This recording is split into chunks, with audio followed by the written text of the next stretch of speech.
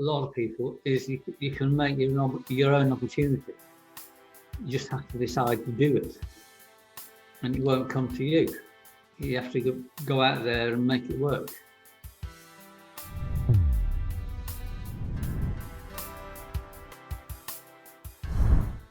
Hey guys, so today on the show we have David Group, founding director of Smart Coaching and Training. David is an international keynote speaker, trainer, consultant, and executive coach. With his team, he developed a team in practice focusing on behavioral preference profiling for radically improving communication, and signature courses on leadership, diversity, team building, coaching, personal branding, presentation, communication, and customer service. From universities to radio to columnist, he has established strategic partnerships with organizations in the UK, Spain, and the Middle East. He has 25 plus years experience in customer-facing business change and digital transformation projects. David, welcome to the show. Okay, so David, please tell me what's going on in your world right now. In my world right now is going on, I'm doing lots of things. Obviously, we've been locked down in Spain for months, but that's been very useful for me because I've been able to do a lot more business through Zoom. So that's been good. Excellent. I see that you're now in Spain. Have you been there long? I've been in Spain on and off for 5 years. And okay. Before that, I spent almost 10 years in the Middle East. Oh, okay. And was that within the coaching practice? And that was built, well, I've been doing coaching for a long time, but certainly for me, that time in Dubai was very, very interesting because I was able to develop lots of new things, which I haven't done before. I've learned more in the last 10 years than I've ever learned before, which is good. Can you share what you've learned?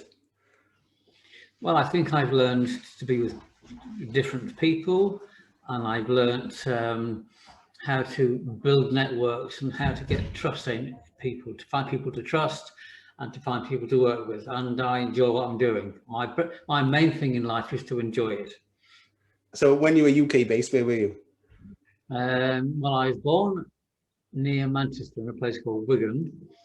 I went to university in London, and I lived in the southeast for quite a long time, and gradually shifted out to a Welsh border, and then finally Bristol and Bath, and then left altogether, basically. Okay, I'm going to dig more into that later on. Could you share a perfect day in Spain for you? Oh, perfect day in Spain is spending it with friends. I'm going to have a good day tomorrow. It's a friend's birthday. So we're going to meet on the beach, and then we're going to go to a nice restaurant, which we've decided where to go, which had it already. And there'll be me, my Spanish teacher, because it's his birthday, and about 4 other people, because you can't have more than 6 in a restaurant. It's time now. And we'll have a great lunch. That sounds very nice. And what is your go-to? So I'm a bit of a foodie, and I like a glass of wine. So what's your go-to meal? Oh, well, I have my go-to cooking, which is a bit different. Well, I like so many different things because I've traveled such a lot, and I like to generally eat what is local to where I am. And local here is fish and chips and spotted dick and custard and all the other kind of stuff you can have. So it's quite varied then. So it's quite varied. I mean, one of the things that came through lockdown for me was I ventured back into the making desserts venture, sponges and things. I haven't made any sponges since I was 25, since the previous one fell out the back of the oven after it was cooked. So I thought, never again. But now I have learned to do spotted dick to perfection. Oh, nice. Okay. So you're getting your cooking skills going. I see that you're into singing too. And today, actually, after the first time ever in the market, I found rhubarb. Now rhubarb crumble. Expensive rhubarb, but because it comes from Belgium, but nevertheless, it's rhubarb. So you're gonna have a crack? So yeah, do the rhubarb. I made some gooseberry sponge last week. I've got that, so I have all my desserts all lined up in the freezer. The younger version of David. Thinking back to a time when you were in school, what stories come to mind for you? I was really, really shy. Very quiet, very shy. with everybody, or just like with teachers, or? Just generally very shy, very unconfident. And I also studied what I was good at rather than what was interesting. And that was a mistake. Okay. And with regards to you said you're very unconfident. Have you ever looked back and analysed what that cause of lack of confidence was from? I mean, for me, the regrets of life I have, it's irrelevant, is that most of the things I do now, I wish I'd done earlier. Okay. And it's all the way through my life. I think, I wish I'd known about that then, and all the rest of it. And it's partly to do with upbringing, because I was brought up in a small town, and my parents didn't have much. I mean, they stayed in the same house from the age of 35 till they died. They never changed jobs. I've never managed a job for more than 2 years, ever. And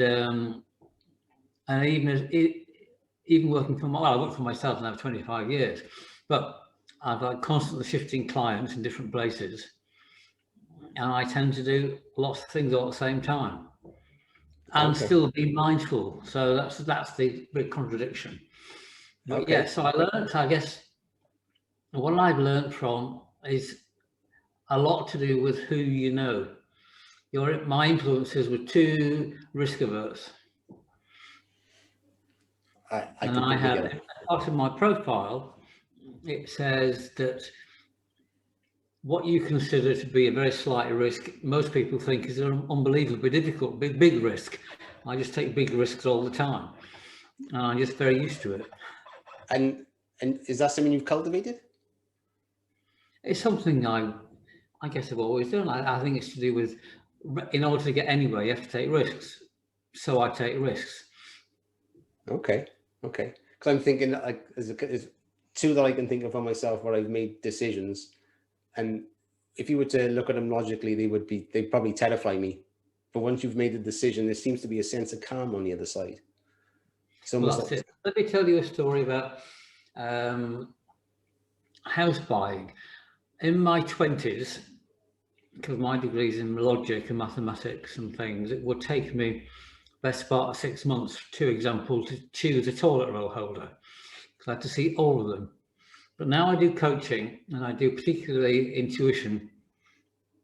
When I was looking at Spain, a friend of mine said, go look in Altea, where I live, and I was looking on the Google Earth, Google Maps, where everything was, and I saw this apartment. I thought, well, I'll have that one then.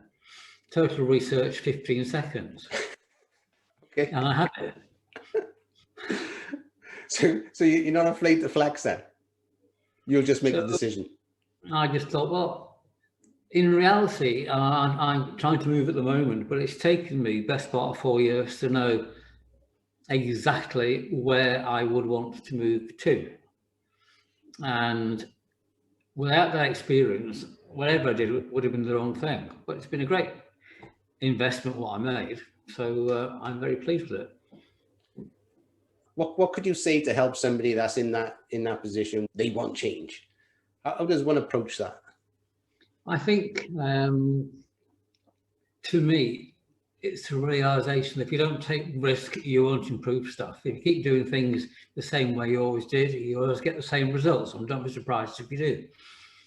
But if you want to do something different, then go for it. And certainly, when I used to advise people, which is not coaching, but when I used to advise people, and they were debating whether they should do something or not, my advice was always do it. And if you don't like it, do something else. But don't get to the end of your life thinking, I only wish I'd done this.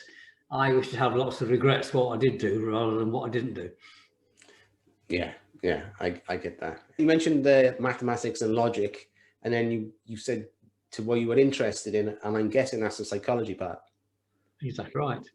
So was that a natural? I wouldn't know that at the time, except that on reflection, it was what interested me. And my proper career started off in programming, which is all about mathematics and logic, and I know work with people and emotions. And 2 reasons for that. First of all, the wonderful world of IT changes far too quickly for me. and the emotional stuff so much more interesting. Yeah. And it's also difficult, but then that makes it interesting. There's challenges. So have your own awareness has come from your behavioral profiling that you've created, or is it just what you've read and learned along the way? I first came aware of, I guess, the people issues around about 1999 when I was working in, Milton Keynes. There you're working in Milton Keynes without a car. There you are. And I came across a thing called neuro-linguistic programming. And I found it utterly fascinating because it was a totally new concept to me. And since then, well, I've qualified in it and I've done coaching and all sorts of different stuff to do with people. And that's what's kept me going. I'm doing something new now. It's very new for me, but it's sort of consolidating on what I've done in the past. And it's taken me until this week to decide to do something about it. Okay. I've known that I wanted to do something about it, but I didn't know what. And now I know. That's it. So I'm doing it. So you're doing it. Okay. And what does that process look like? I know you said you just started, so you're just going to do it. But what needs to happen? What was the lead up to that? It's going to get a bit complicated, but in my company, I work with lots of associates. And one of them who works particularly in diversity and inclusion and into globality, working internationally,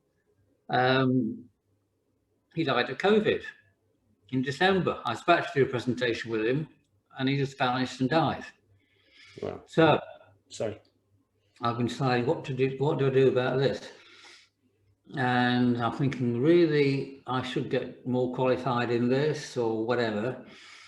And there's a person I know who does all this stuff. And yesterday in the morning, I decided, I spotted he was doing a Zoom webinar. So for the third time, I sat in on it. And at the end of it, I booked a training course, which is in 2 weeks' time. Done. Tick. Money spent, gone. That's it. Did it.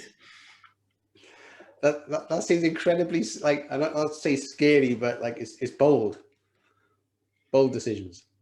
Well, I mean, one of the things I'm aware of, because I'm doing a lot of stuff, is I spend quite a time deliberating amongst myself, as it were, or again talking to other people. And then when I get the plan, I just go and do it. I mean, that's it. Okay. My challenge is it's prioritizing and getting enough time in the day to do things. I'm never bored. I haven't got time to be bored. No, I appreciate it. Okay, I'm going to come to prioritization later on if we can. Okay, so let's move forward a little bit. What risks would you have liked to have explored looking back? I think the main risks were about travel and about change, going into situations where I didn't know anything or anybody. Now, these days I teach it. I have a thing called Build Your Own Village, because research shows that the people with the longest lives are the ones who know a few people very well and a lot of people not so well know them, the local people.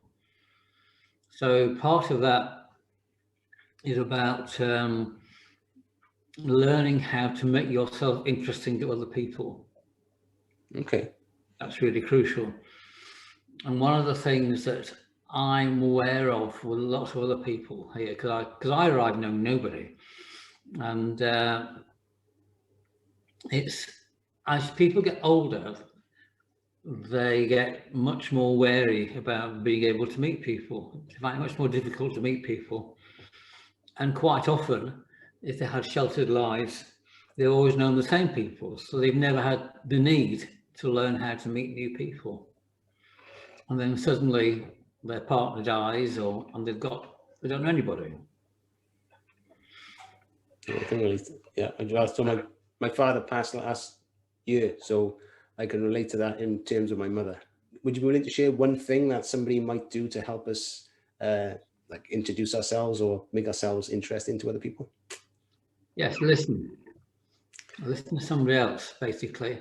There's a thing called the elevator speech, which was designed originally for like the big tower blocks in New York, for if you ever met, if you got in the elevator and you were in the elevator with the managing director, what would you say? And you've got 40 seconds to sell yourself in. Now, I remember practicing this in Dubai with lots of tower blocks as well. I used to do it all the time. And the trick is that in that it's a business one, but the trick is to make sure you get their business card, not you give yours out to them, because that means you're in control. Okay. And I remember I got in one elevator and I started off and this guy said, don't do all this elevator speech stuff with me. I said, okay, then give me your cars now. And I got all the cars in about 5 seconds. But certainly it's the difference between saying, I'm a doctor, which is the closing thing, and versus I enable people with cerebral palsy to get better, which is like a lot more detail. And you don't need necessarily your name or your job or your title, who you work for. It's something which may be able to hook on with somebody else. And then you can say, does anyone need help? Any help in this? Give me your cards, or let's meet for a coffee, or whatever else it is. I'm new to like the networking type side of things. Is when you introduce yourself as a title or like a coach or whatever way you do it. Though if you introduce yourself as a coach, you can turn people off straight away. Yeah, but if you come in and say, my job is to help people to be able to fix their lives or whatever else, they don't mention the word coach. That's what you do. You help people to be more successful. Oh, exactly that. Have you ever wrestled with them? I know you're into mindfulness as well. So have you ever gone into like the aspects of self where we introduce ourselves as a title or what we do rather than who we are? Have you ever played with that? Yeah, and the answer is don't do it. The answer is, they all do it. I mean, if you look on LinkedIn, they've all got titles. I mean, it makes nothing. What is it you do to make yourself interesting to somebody else? That's what the point is. If you're in a bar and you see someone you want to get to know, you say, oh yeah, this is my title. Of course you don't. You say, how are you? You get the other person to tell you stuff. Then you can say, okay, in that case, I can help you with this. So that's the way it can work. So one of the other things you just mentioned just now was that things could change. At what point in your life did you realize maybe that you were looking at things as not being able to change? There's stuff that can't change. You can't necessarily change how fat you are in a very short period, although I have. There was a time I was out with Abby, and I bought 3 suits from a man in the street. And I was only able to try on the jacket, surprisingly, in the street. And I got back to my hotel and realised that I just bought 3 suits, I couldn't get in the trousers. So one of the things I'm involved in is healthcare products. So I got some what I call slimming pills, and within 6 weeks I could get in that suit. And that doesn't answer your question, but it's a good story. I know that your 60s were particularly heavily laden with change. What of all those different experiences was the most pivotal one for you? I think for me, the realization, because early, like 10 years ago now, several things happened. My parents died and I got divorced. And I got no children, no relatives anywhere. So I could do what I wanted. So the question is, well, what is it then that you want to do? And my first time I went to the Middle East was in 1992. And at the time was a challenge not the least when he wanted some free software, which I couldn't give him. So he threatened to have the agent shot until I did. I thought, you know what, I'm leaving. It was 20 years before I went back again. And I went back to the Middle East, and I was working in the desert for about a year. So weekdays when staying in some, I could tell a really bad story here, but I was actually staying in a 5-star hotel in the desert in the week. And at the weekends, I spent in 4 and 5-star hotels in Dubai and Abu Dhabi and wherever else I wanted to go. Great experience. And the work was interesting because you had to deal with, I was looking at the way the government dealt with the people in the desert and advising what you might do about it. Why I was able to advise is because of my technical experience. But once I'd done that, I thought I could do more of this one. So I got invited back into something else, into Riyadh again this time, to some other work. And but I had the freedom to be able to move about, which I never had before. And that was the big change. Okay. And how did you? What was the biggest skill that allowed you to like sort of navigate that path to realizing the freedom that was then there? Ask me the question. What's the biggest skill? So I mean that wouldn't being able to go from those two different scenarios wasn't it wouldn't have just occurred. It would have just sort of evolved. So you would have had to have been a certain way to even be aware of those things. Well, I think one of the things I've always worked to is a sort of general direction. And I realised I had that general direction. I think I can do all this now. What is it? And then these things just appeared. You know, and one of the things I used to do was place people in jobs, and this job turned up. I thought, well, I can do that then. So I applied for it and I got it. So it just arrived, as do most things.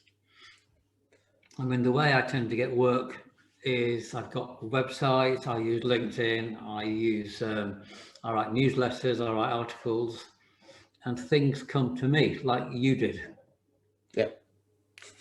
I'm with you. Just turn up. So you put yourself about and get your messages around all the time. But it's a big job doing all this. But the last time I actually applied for a job, I can't remember, it must be 30 years ago, since I actually applied for a job. But it's making sure you can be found. Okay. Are you particularly spiritual, David? I'm not religious, but interestingly, when I was, we talked about 5 seconds worth of mortality. I'll go into that now, if that's all right. Yeah. This year, I have 10 associates, 3 have had COVID, 1 died, as I said, 1 recovered, and 1 is still recovering. My best friend here almost got killed in a car crash this year. And she's the one who advised me about hospitals and about accountants and everything else. She's okay. Good. And I was thinking, well, I have a lodger who you might have seen running past. And I thought, I've got to put something on my fridge to say, who do you talk to if this happens? I thought, I don't know who to put. So I thought about it. I went to see my lovely friend Emma, sat on the beach and discussed all this. And we decided who I should approach. I'm very glad the person I approached said, yes, I'll do all this. But at the same time, she did a shamanistic unblocking of all my challenges. And suddenly all these things turned up. So I thought, okay, run with it. And there's lots of practices. I have no idea why they work, but if they do, then do it. And I like massage, and I like Reiki, and lots of touchy things, as well as the intellectual. And I don't like gardening, but I mean, I'm not, I'm not into the earth, but I like the concepts and the spiritualism, and because it works. I see the evidence of it. It works. So why not? So for like I've noticed that things when you make decisions, especially bold decisions, and I've read conflicting information on this. One is that when you make a bold decision, it's almost like the universe conspires for you. Mm. But I've also read somebody that said that's complete woo woo, and it's nothing to do with that. It's just you aligning with something else. But I like the fact I like that. I like to think that the universe is conspiring. If I'm making a bold decision, I'm putting myself out there and I'm making a leap. It's reassuring to me to think, things are going to turn out for me. Do you know what I mean? And that is reassuring. And I'm not religious. I class myself as spiritual, but to know there's some sort of presence that is sort of is got your back. It's reassuring. One of the things I teach other people and I use for myself is what's called the sphere of influence. And you can imagine, do you know that? I've heard of it. All right, well, I'll explain anyway. You can imagine a small circle and a big circle. And the small circle is the things you can do on your own without any assistance. And in the bigger circle is stuff you can do with the assistance of other people, so you influence them. And outside of that, it's stuff you can do nothing about. And my easiest example of that is in Dubai. I once got 2 speeding tickets within 100 meters of each other. I thought, right, I'm going to go and deal with this. I thought, well, I can't do it on my own. Who do I know who can help me? And that was nobody. So I just paid it. I thought, that's it, done, finished. But it's a very fast way of doing stuff. And also, if there's things I don't know enough about or I can't deal with them now, then I don't worry about them. I set a sort of date in the future, say in another month's time, I look at this. And in between time, I don't look at it at all. And I went on a training course years ago, and the guy said, if you've got a problem, it's got a solution. If it hasn't got a solution, it's not a problem, it's a worry. Don't worry. And that works really well. I like that. Let's change the tack a little bit. Let's so if life was to be happening for you and not to you, what lesson were you gifted? You can make things work for yourself. If you sit around and wait for things to happen to you, then so to me, it's about creating the opportunities and circumstances when things can turn up. At what point was that for you, David? I mean, in terms of age, at what point did you have? I guess I've possibly always done it.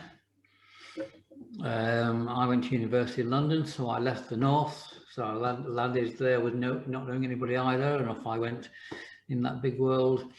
And I've always looked at, should I be doing something different, and what might it be?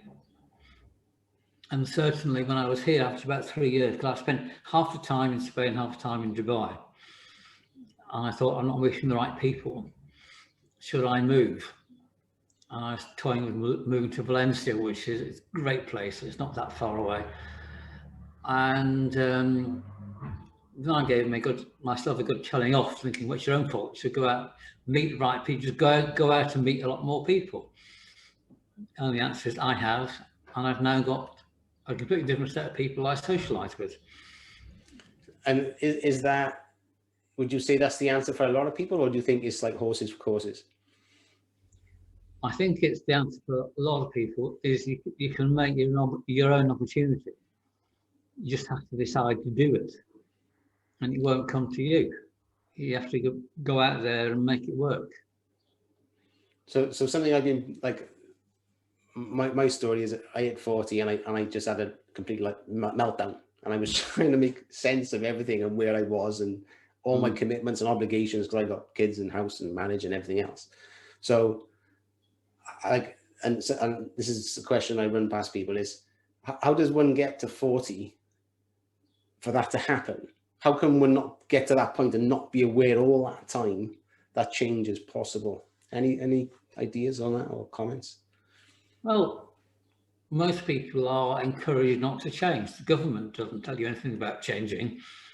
They want you to do what the entire education system in many places is to create a bunch of robots who do what they're told and don't challenge anything. I think I think I wrote a post on this yesterday. So something I've become aware, my kids, the 3 kids I've got, 16, 15 and 8. And the one thing they've never been taught is how to manage their mind. And for me, that was the pivotal piece of information, was realizing there is a choice. But then once you've got that choice, you're still then battling against your own mind about what is possible and seeking opportunities, And I just think it's crazy. The Zoom call I was on just before this was about using mindfulness to manage your money. Oh, okay. Which it was lots of breakout groups, and the key point, and most people in this group were about 22, 25, and they were students and all the rest of it. I've always taken the approach, which is probably stupid, but nevertheless, decide to do something and then earn enough money to pay for it afterwards. I've heard that, but I think that's terrifying. Well, I still do it now. Yeah, I've been to a lot of business people, they considered mentors or coaches or whatever, and this seems to be that theme. There's a point where they go, "Balls, I'm in," and they just do it, and then they figure it out from there. I mean, there was a time in the 80s, I think it would be, when I wanted to move. I was in London and found another house, and they wouldn't wait for me to sell the house they already had. So I took another mortgage out. So I had 2 houses for about 5 weeks, sold the London house, and then the market collapsed about a month later. Oh. And but that's the case of, if you want this is what you have to do to get it. So do it. It feels like oversimplified, David. I think you must have a mega positive mental attitude about things. I mean, I realise now that with the age I am, the earning enough money to pay for it is a bit more of a risk than it was, because the income is likely to go down low. I'm doing lots of things which potentially can earn a lot of money, but I'm doing them because I enjoy doing them. So how do we help the listenership understand that if you want to change something, what's the next step? What would David do? Okay, I mean, the way I have changed what I do over the last 10 years is very small steps. Lots of them, very small steps. So, for example, when I came back from that work in Dubai or in the desert, we used to go into meetings and we used to present everything in Arabic slides, which I can't read. Okay. And every so often, all hell would break loose. And I thought, my God. I came out of it thinking, what I have to do is improve my spontaneity. That's the key point of this. So back in England, I started doing things like going to opportunities to present to an audience where you didn't see the slides until you got on stage. Wow. Okay. So that was it. And also I took singing lessons. I learned how to sing leading a band in a bar. And again, I was told I couldn't sing forever. I'm not convinced. Well, do I sing now on the beach? I do busking on the beach with some friends. And that got me onto radio. And I got invited onto the radio. I hadn't done the singing. I'd been scared about the radio. So I got interviewed on radio, and I thought, I'll have to love this.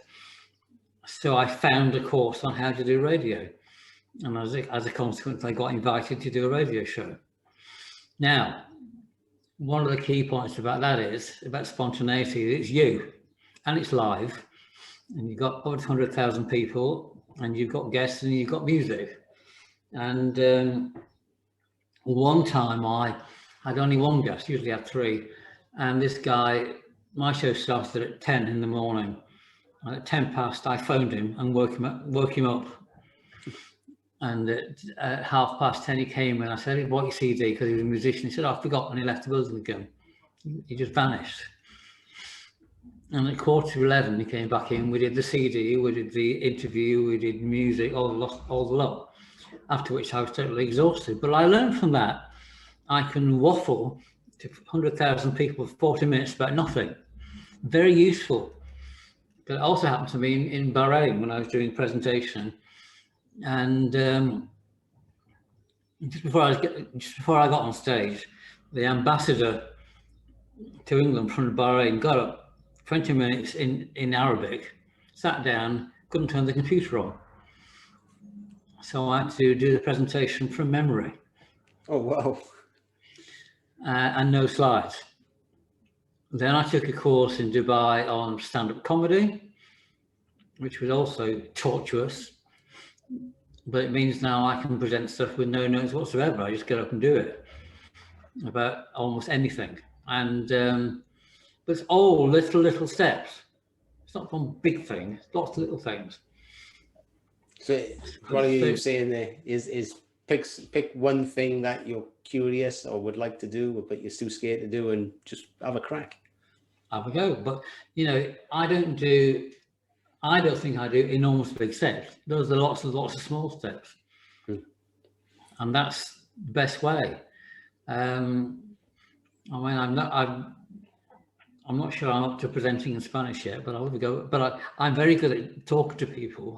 I can use my limited Spanish extremely well because I've no fear of getting it wrong. When I learned Italian years ago, I went to Italy, I was petrified. Now I don't care.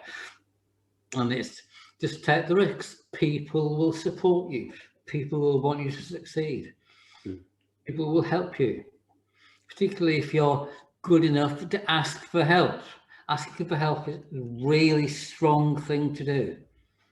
Yeah, that come over in your form, and that was something in one of the parts was I think I asked you what's something that has amazed you, and you said that the people that have reached out to you in turn offer help to other people, and when you need it, they are in turn there for you, And I think that's something I've noticed is a lot of my friends can be in these situations, and they're almost a reluctance because they make it mean something. One of the things, this is good English class system, that the upper class will use their network to death. They build it and use it. And the middle classes are sort of better at it. The working classes, I wouldn't ask them for help. My God, I'm going to do it on my own. How stupid is that? But it's what you're taught. It's what what you're brought up with. It took me a long time to get over that one. Yeah, I did actually see that on one of your posts, and I was like, it was good to see it laid out that way, because I think it was £1,000 an hour, £25 an hour, and a £15 an hour person. That's right. Yeah, it's a good perspective, definitely. Always ask. I mean, I very rarely investigate things on the internet. I just know who to ring up and ask. Oh, that's even better. I just do ring up. It saves an awful lot of time. Yeah. All the blind alleys. What should I do about this? Question. You might not follow what they say, but at least you've got an opinion.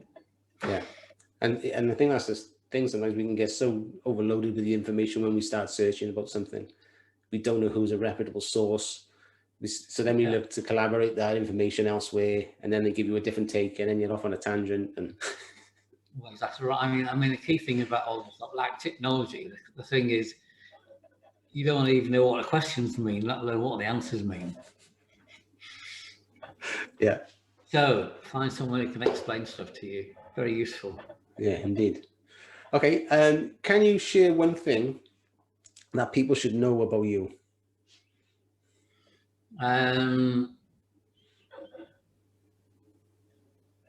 I'm naturally very shy, and I've learned not to be. And I've learned how to be myself and let people learn they have to accept it or not. Because I refuse to disguise myself anymore. That's it. Can I ask when you come to that? It's been very, very gradual. I think it's taken a long time. Certainly within the company, we decided not to take on any work if we didn't feel like doing it, regardless of how broke we were. We've been broke several times. And but still stick to the things you really want to do. It'll come back to you. Yeah. So yes, that's crucial. I'm having more and more conversations lately with people that are living a life which feels like it's somebody else's. Do you know what I mean? It's like they live in somebody else's expectations or shoulds. Right. It takes courage. Well, the thing I can remember, I mean, I got into real trouble. I think I got into real trouble when I was teaching coaching to 10 Emirati women in Dubai last year. And I said, and it's all done with simultaneous translation. And I said, how many of you still believe the same stuff that your mother believed in? Like setting a flame off. And how many of you changed your views over the years? Silence from all of them. Absolutely horrified. But I mean, because I always push it really close. I mean, I taught diversity in Dubai and in Kuwait, and there's things you cannot touch, but you can get very close to them. I'm sensing a tone of devilment here, David. Yeah, absolutely right. I like to be provocative. I like people to have to think. And certainly, if anyone attends courses I've done, if they're expecting a recipe, they're not going to get one. No, I'm with you. I'm with you. Okay. And can you share one habit which is foundational for you? One what habit? Yeah, or routine. I think it's know who you are and decide what you're going to do about it. So it means for my routines are maintaining contact with lots of people and getting out and talk. I mean, I could spend all day at home on Zoom and everything else, and I don't. I just go out. I'm certainly where I am now. When there's no lockdown, I can be within 5 minutes of several bars. I would usually know people inside them. Okay. So I go and talk to people, and otherwise talk to strangers. So stay connected. Like the car accident, I'm back at the bus stop. Just by chatting. And off we go, yeah. And I got her phone number on the bus. Nice. See, one of my great mates, absolutely great friends, and without whom, and that's I meet people in the street. I do a lot of things. I think there's a thing I use called couch surfing, which you might know. Couch surfing. Couch surfing is fundamentally a bit like Airbnb, only it's free. Yeah. And it's gotten me in Dubai. It got me a person I shared an apartment with for 7 years. It got me work. It's got me lodgers here. It's got me good friends.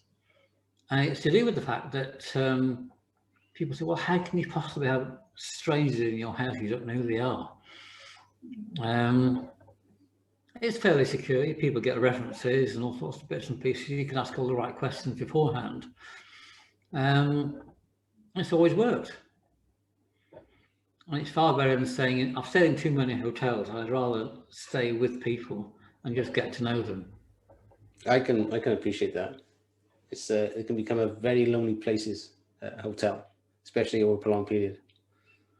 Last year, in the middle of lockdown, I had a person staying here from Vienna. I went to stay with her. I've never been to Vienna before. I changed my flights about 4 times, but finally got there in between lockdowns. That was great. It's the first time for years I actually been somewhere I had to pay to go. But my general view is I expect people to pay for me because I'm working. So I get a job and they have to pay the hotels and they have to pay the flights and they have to pay me. Hopefully, doesn't always work, but it's just bring people into your life, bring new people in. Yeah. Okay. And do you have a message for your younger self? If you did, what would that be?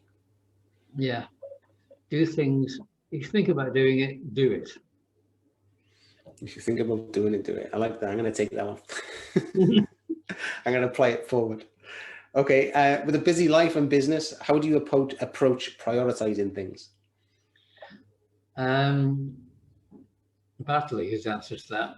I'm finding at the moment there's too many things going on, and I'm being very ruthless, ditching lots and lots of stuff, and it's all to do with what supports my general direction. That's what I focus on, and if it doesn't, it has to go. Sometimes I've nothing on, so then I will broaden the scope again. But right now, I'm just doing a lot of things which require a lot of focus. So I'm just doing those. But I'm still going to my Spanish classes and I'm still going out and seeing people because it keeps me sane. Do you split your different aspects over different days? Mondays is podcast, Tuesdays is your smart training coaching. How do you break up a week? The way I operate is I've got people I see. So there are several groups I will attend the Zoom things for. And so today I was talking to Dubai just now. I'm doing something with Toastmasters in Istanbul tomorrow, apparently. And nice. That's the first time I've ever done that one. First time I've done this. I've got people in London, they're in Madrid, they're all over the place. And so those are sort of fixed in the diary. And in between that, I've got a mental list of things I am doing. And I just do them in the order. And they get done when they get done. I realised, I think last weekend when I just went to the beach, I'll tell you this, I was going to the beach because the weather was good finally. And I realised the person who's putting pressure on me is me. So therefore I can also take pressure off me. And I chose to do that last week. I thought, that's it. Got enough on, stopping now. And I'm just having some time off. When you say general direction, is it just I want to grow my business by this much, and that's the target? No, I mean certainly in some ways I spend far too much on the business, but I do it because I'm interested in it. Yeah. And these are the things I'm working on now to achieve. And excuse me. So, for example, I've recently joined the Professional Speakers Association of Spain, who speak in English, fortunately, and they wanted some videos. I thought, I haven't got any videos. I found a video of me I didn't know existed on YouTube about 8 years ago, and they're saying, well, you need a video about a minute and a half that's really flash. And I have some videos of me presenting, and I worked out the compromise last week about divide this 9-minute video into 3 and put diagrams to accompany it. And I got a man here who does it. So I saw him last week and said, this is the job. It's not the big job of putting lots of music on and voiceovers and everything else. That might come later on. But right now, that is enough. That's all I got time for. That's what I'm doing. So I spent some time on Sunday pulling together, I think about 10 different, they are diagrams. And I went through the video. And I said, between 1 minute 5 seconds and 1 minute 20 seconds, you put this up, and then all the way through all that. So when I saw him already prepared, go do this, and he's doing it, and I might have it by tomorrow or the day after. But it's taken me 8 weeks to get around to doing that because I couldn't work out what the answer was. And then when I decided what it was, then I got on with it. And that's how it tends to work. Well, I mean, when I did that stand-up comedy, I can't tell jokes well, so I really cannot, and I can't remember them either. However, my key goal in that was not to embarrass myself, and I achieved that one. I wasn't the best by any stretch of the imagination, but I was better than I was, and it helped me along the way. And it's the same with many different things. It's knowing what you never aim for perfection. Aim for good enough. And the challenge is always, what is good enough? I remember years ago, I was working in Hong Kong, and we had to put this report to the client. And the night before it was due, I messed around with it, and I eventually changed the footer on the pages, printed all 25 copies and realised I was typing in the footer. So I threw them all out and did them again. I wouldn't do that now. I just give it to them, and they may not notice. And it's the reasonable approach to take. Yeah, I think we can get to a point sometimes where that perfection almost becomes is unrealistic for starters, but it certainly can stop creativity in the flow of things. When on New Year's Eve, I invited several people around for dinner, about 6 people for dinner. And I made spotted dick for the first time. Now, spotted dick is a steamed pudding, so you have to wrap it in paper and put it in the steamer for 45 minutes, or no, 90 minutes. And then you have to serve it. And I had no clue what was in this pan, and I had no clue it was wrapped up and all the rest of it. And my saving grace was, I thought, well, none of these people know what it's supposed to be like. So however it comes out, that's how it's supposed to be. I think that's a good thing to apply to most situations that you're going into. That's a little bit new. Right.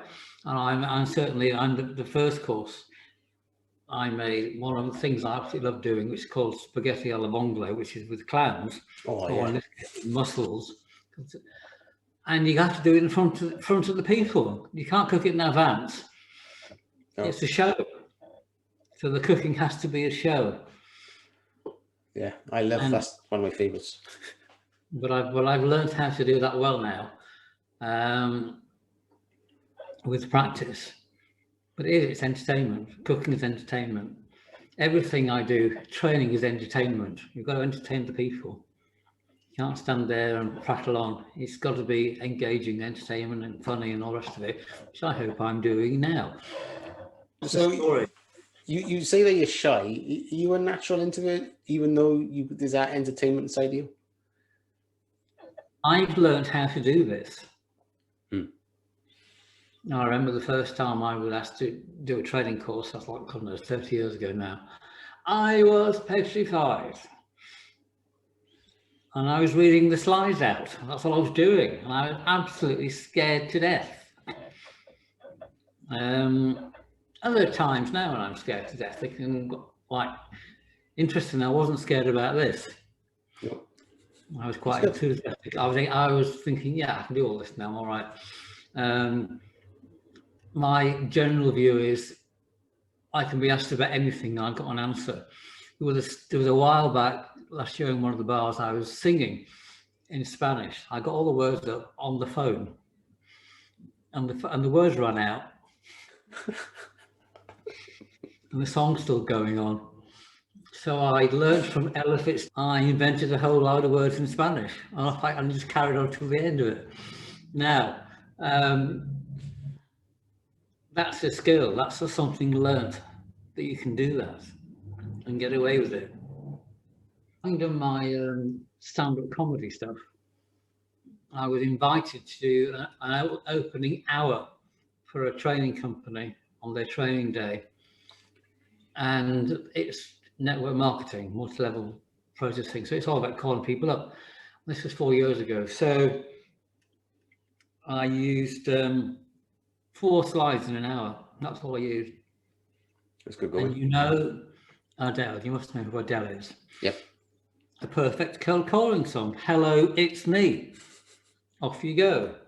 So I wrote a whole pile of new lyrics, and my entire objective of that presentation was to get 250 people to sing the new lyrics. So that was my plan. Nothing to do with the job, but it's something, a challenge to me, personal challenge. I don't. I mean, I just like the challenge. I like the risks. I like. Let's go out and see what we can do today. See what happens. No, indeed. The thing is, you know, if you make a mistake, well, you learn from it. It's just something to learn from. Yeah, that's. Well, I think the older I get, the more I do it, the more risky it gets for me. I'm not into the security of old age. Good. So I just think, all right, what can we do now that's different and new and all the rest of it? I think that's a fantastic ethos to apply to your life. So there's a lot more to come, or maybe there isn't. Whatever it is, I shall carry on assuming there isn't. What's the best thing that could happen in like 4 to 5 years down the road for David? Right. I mean, for example, I'm now living in an apartment at the top of a hill.